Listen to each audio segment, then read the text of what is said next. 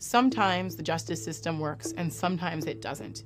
The issue is that there are systemic injustices and racism that are built into this system, and classism as well. And Paul Manafort is an example of that.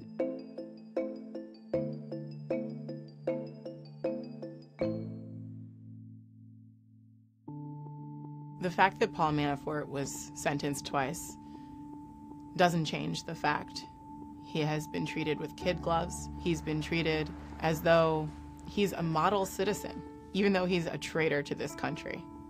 What he did, pushing pro-Putin policies in Ukraine, damaging their democracy, what he did on behalf of dictators around the world, and what he did here in the United States during the 2016 election, strikes at the heart of how democracy works and what it needs to survive.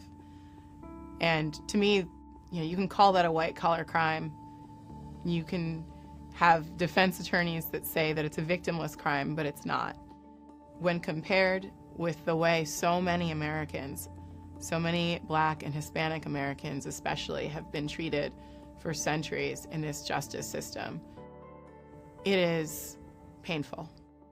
When I first heard that Paul Manafort had only been sentenced to 47 months in prison, all I could think about was Kylie's Browder, who was a 16-year-old boy, teenager, who had never actually even been convicted of a crime, was accused of stealing a backpack in New York City, and ended up spending 3 years at Rikers Island at the city jail without even seeing trial. Later went on to take his own life from the trauma. And I think it really says something about the heart of the injustice in the criminal justice system, which is, it goes back to the very beginning of the country, which is that, unfortunately in the United States, it's often not so much about the crime itself, but it's about who we think of as criminals and who we think of as blameless. We do see this with criminality and white-collar crime often. I mean, it strikes you as so unfair that it serves as an indictment of the criminal justice system at large.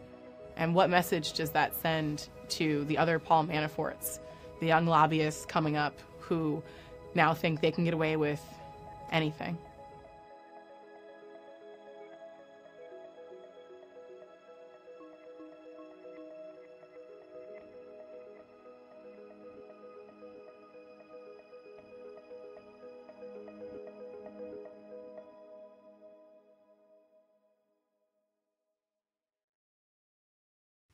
Hey, NBC News viewers, thanks for checking out our YouTube channel. Subscribe by clicking on that button down here and click on any of the videos over here to watch the latest interviews, show highlights, and digital exclusives. Thanks for watching.